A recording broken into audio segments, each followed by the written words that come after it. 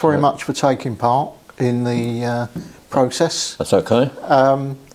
Just like to start with how you came to support Charlton. You know, what drew you to Charlton? Well, my father took me. I was about 7 years of age, about 1950, and he used to go to Charlton. In fact, he used to go to a number of clubs, but Charlton were his main interest. He started taking me when I was 7. He'd also take me to Millwall, West Ham, but it was mainly Charlton that he supported, and I immediately took to Charlton. And although he took me to other matches, I didn't seem to, no, I wasn't keen on that. Charlton, I enjoyed it, and I've been there ever since. Right. Was there a particular reason why Charlton? Is that because they were in the top division at the time? I just enjoyed the atmosphere, I suppose. Right. Not having gone to any other football ground. The first one was Charlton, a large arena, to put it that way. And the atmosphere I just took to. Going to Millwall, I didn't like the atmosphere. West Ham was a bit of a journey, so I suppose it's just Charlton, and Right. It's always been the Charlton. Okay. And that was that just you and your dad at the time, or At was the time, yeah. Were there others that went with you?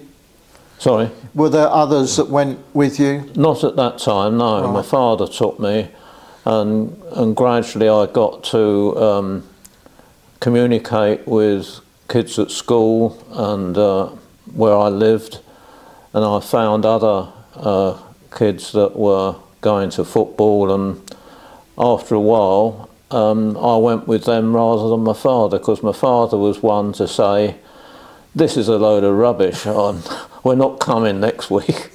And so I had to go without seeing the game because he didn't like the one before.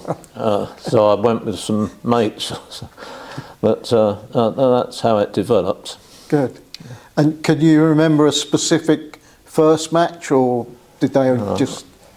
I've tried to remember the first game, but all I can remember, or no, not remember, I have one or two programmes from 1950, and I'm assuming that must be the first year and the first matches I went to, but it could be that I went before, I don't know. Yeah. Just going by programmes. And unfortunately, a lot of my programmes got ruined through a bit of a flood in the upstairs.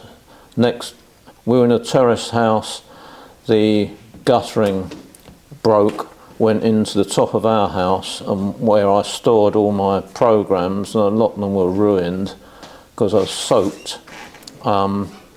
So there might be earlier ones, but I don't think there were. There's probably 1950, but the first game, it might have been Arsenal, but that's just a guess. Right. Okay. And what's the first game that you kind of you felt was significant in your Charlton supporting experience?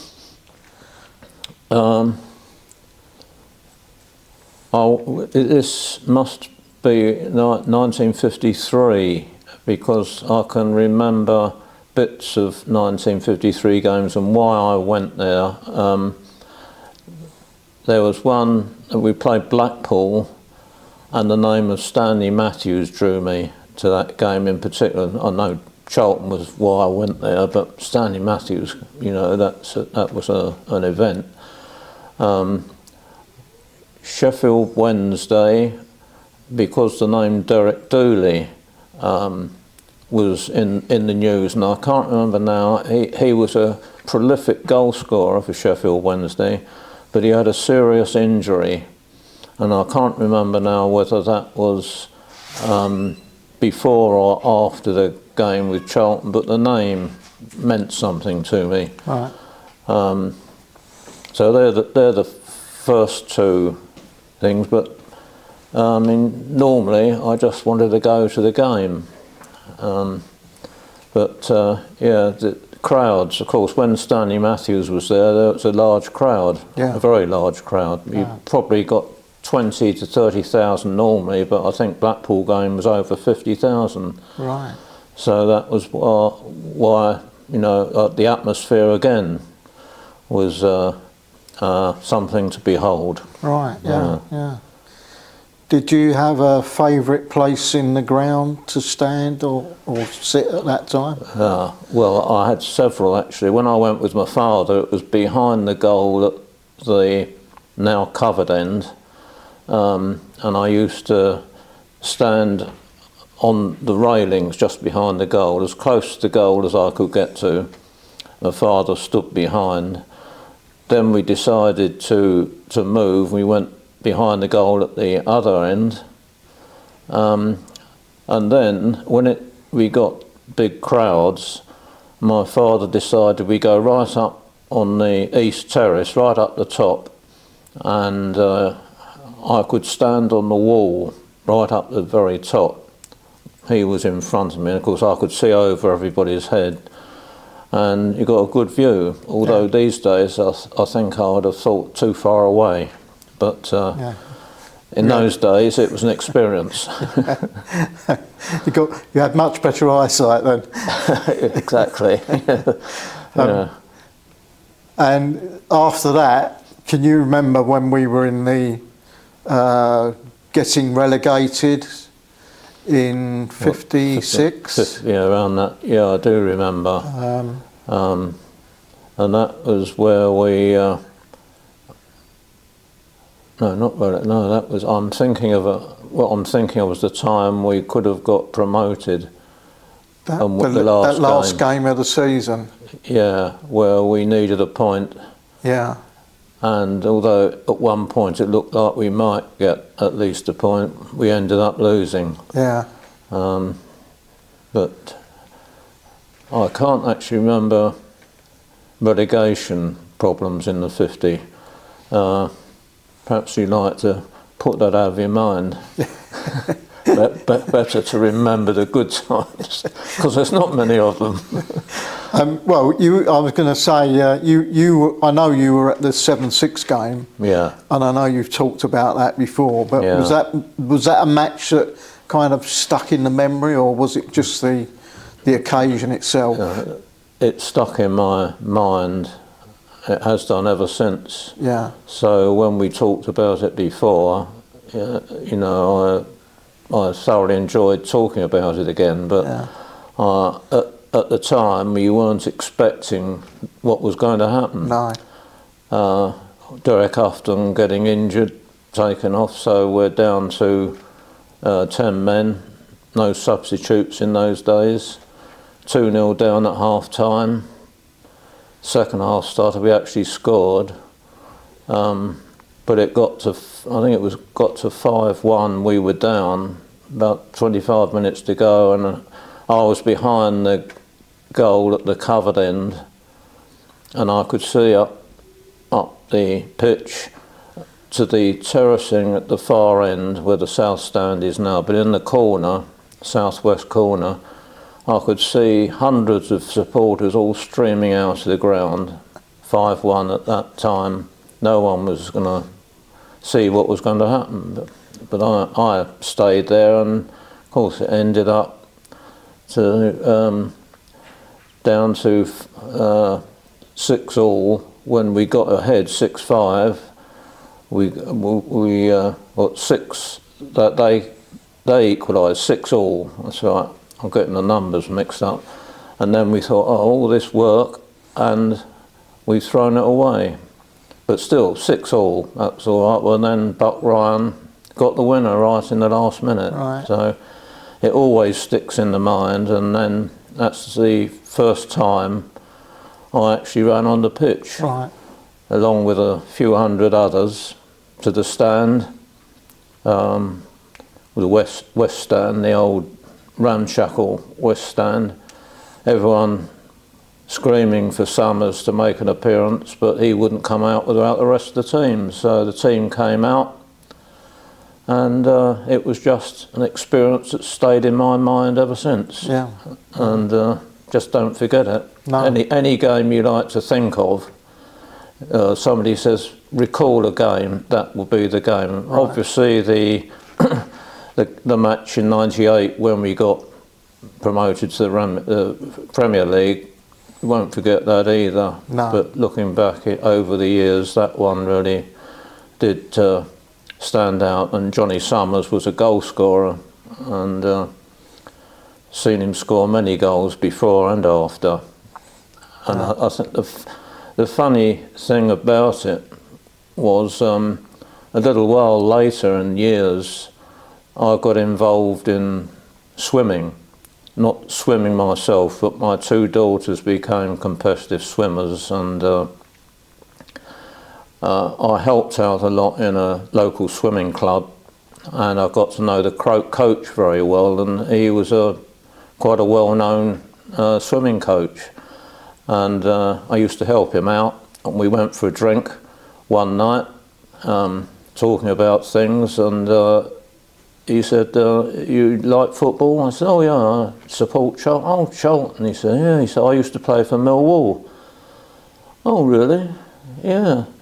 My best mate played for Millwall. He came to your lot, you know. Oh, who was that? Johnny Summers. Right. So I thought, well, that's a coincidence. It was just Summers' name came back to not to haunt me, but to go back in memories. Yeah, yeah. Oh, good. So, you know, I'll leave you on that point. I'll go on all night, yeah. Just to say, when you continue, you've been supporting Charlton all along, have you, Keith? Yeah. Did you go to Selhurst? Yeah. When we went to Selhurst, were Yeah. you?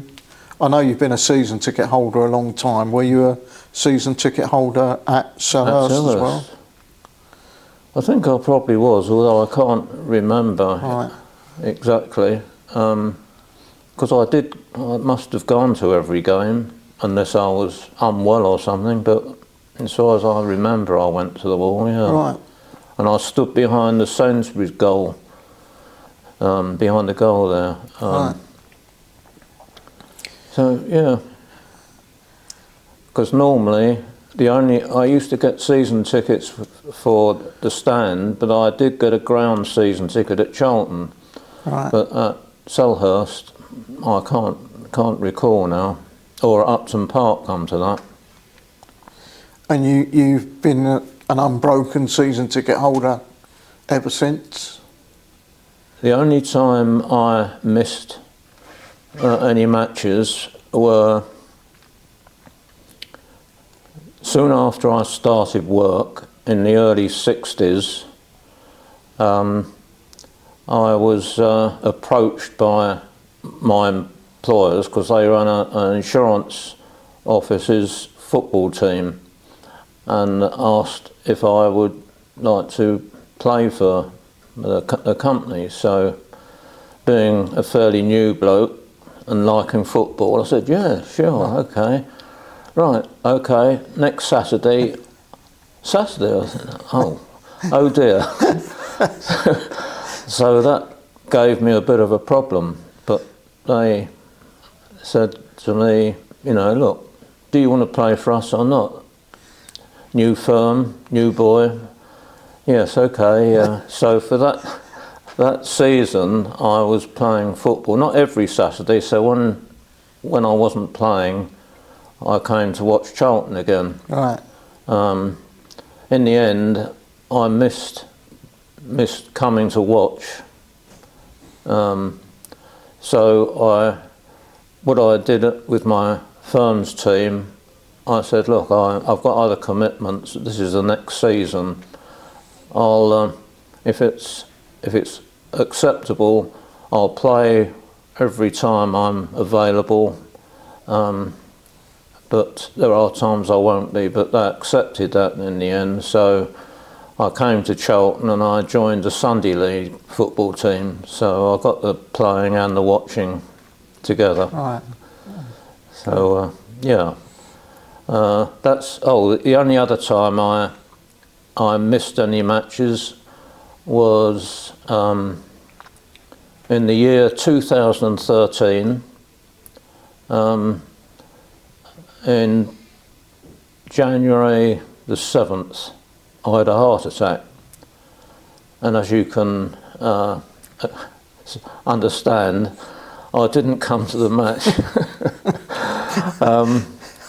I think it was a few days after Charlton lost in a cup match, and I always say that was the reason for my heart attack. But I think I missed 6 games after that because I was laid up. But once I got over that, you was okay. As far as I know, I haven't missed a game unless, more lately, I couldn't get a disabled parking place. Right. Which, you know, has been difficult. Yeah. And this Saturday is a bit difficult because me and Dave haven't been able to get one yet, unless we can get one today. We'll see. Anyway, other than that, I don't think I've missed any games. Right. Okay. Well done. Is there anything you want to add? I used to travel to away matches quite a lot. Right. Not to the extent that some of our reminiscence group go these days, and yourself, of course. Yeah. But I used to go on Lewis's coaches, so I used to go to as many as I could.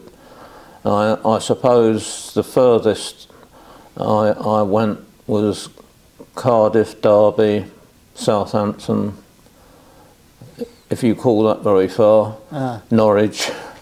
In a Lewis coach, it was a long way. It was, yes, quite. Yeah. So so as many as I could, I went to. Yeah. Right. Okay. Other than that, I can't think of anything unless there's anything else you want to ask me. No, I don't think so. If you're happy with that, Keith. Yeah. Right. Yeah. Hello again, Keith. Hello, Al. Thanks very much for coming back. We got to a point last time where you talked about when you came to Charlton, why, etc. Yeah. But you wanted to add some of the players that you'd seen. Yeah. I thought afterwards, when I first came to Charlton, didn't know any players, just came, as I said, with my father, and it was the atmosphere and surroundings, etc. But afterwards I thought, well, hold on a minute. The more I came to Charlton, the more it was the players that got me coming. I associated with them all. I think I mentioned Johnny Summers, but that was a bit further down the line. When I first came to Charlton, there was one player that really stood out, and that was Sam Bartram, goalkeeper. He was known throughout the country, supposedly the best goalkeeper never to play for England. But he was a character. Not only was he a good goalkeeper, but everyone knew Sam Bartram because he was probably the only goalkeeper that played as an outfield player, going up the pitch with the ball. Never been seen before, but he wasn't bad either. But as a goalkeeper, he was superb. And my first time at Charlton, it was behind the goal. So of course I was right behind him, or as close as I could get to him. And it's funny, when the players came out, the place stank of white horse oil. All the players wrapped themselves in that before, and you knew they were there. Nothing to do with football, of course, but that was it. But you got a good perspective of a goalkeeper when you're behind the goal, and Bartram was just outstanding. So he was one player that stuck in my mind right from the start. He had a fair defence round him. There was Frank Locke and another fullback, Jock Campbell. And I think he was known more for depositing the opposing forward into the stand. These days, he wouldn't last very long. But he was a good player, but he was fearsome. I wouldn't like to have played against him. And then, of course, Derek Afton, centre-half. Unfortunately, he was known more for dislocating his shoulder than most things, but he was a good centre-half. He played for the England, rest of the world, I think it was, he played there. But he did dislocate his shoulder a lot, and quite often Jimmy Tross, the trainer, used to come in and put it back for him, and he carried on playing. But it was his skill as well, not just his shoulder. Then we had Benny Fenton, and the forward lines, Gordon Hurst, the winger, along with Billy Kiernan. And then we had the South Africans that joined us, Eddie Fermani and his brother Peter Fermani. We had John Huey. I think he was a bit after the others, but he, of course, was South African as well. And Sid O'Lynn, and of course Stuart Leary, who was a goal scorer. And it was those names that you go every week and you see, oh, who's playing today? What's happened to so-and-so? And you knew the players, and they all gave a contribution, and that was in my mind as well. But as time went on, there was other players. Sam Laurie was one that I used to enjoy watching. He was only a small chap, but he was a good footballer, good winger, and he often got into trouble. I don't know if that was a good point, but he didn't let anyone get on top of him. But it was a name to remember. And one player that I liked especially was Ronnie White. He was a good ball player, probably not so well known as some players, but whenever he played, I got an excitement from the way he played. He could dribble, get round players, open the defences up, and I thought he was a good player. And Sid O'Lynn, half-back, and he scored goals. Then there was Charlie Vaughan, another forward. I only remember seeing him the latter part of his career. I think I think I said at the beginning, it was 1950. I think I first was watching Charlton, although I couldn't be sure. So I don't remember an awful lot about Charlie Vaughan, but I read a lot about him, and he was very well known, a good goal scorer. I only wish I could remember more about how he played. But he was always somebody that I hear about.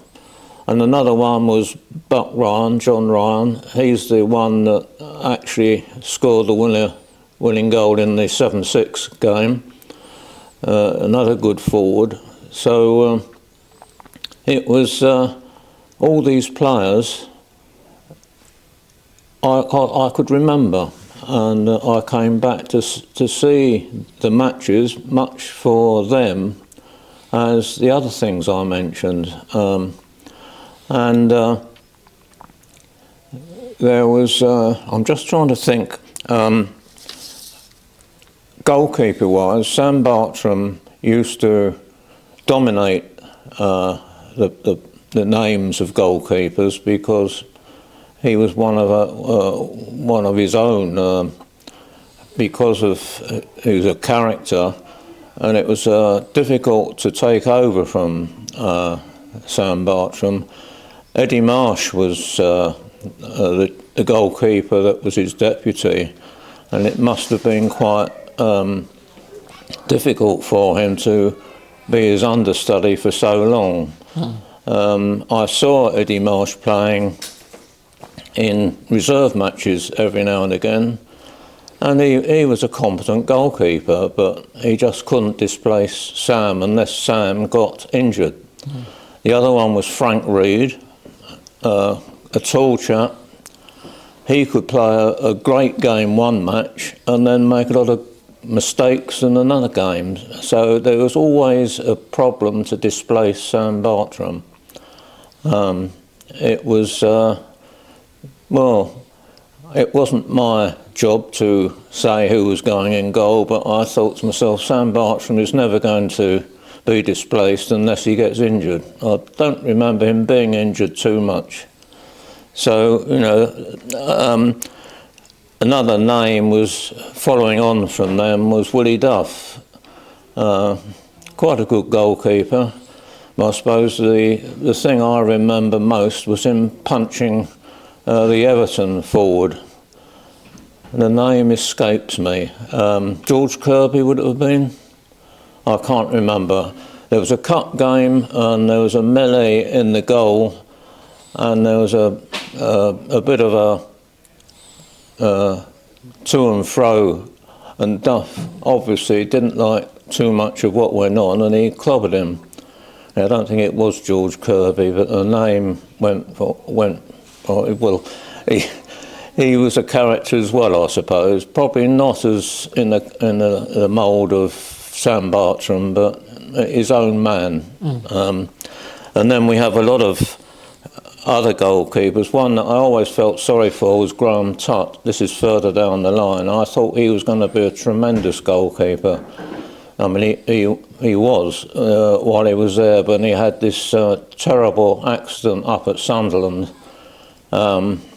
where he had a collision, if that's the right way of explaining it, but Finney was the guy from Sunderland who came in and he clobbered Graham Tutt in the face, and terrible injury to his eye, and that more or less stopped Graham Tutt's career. I mean, I think he played after that, but obviously he wasn't the same as he was before.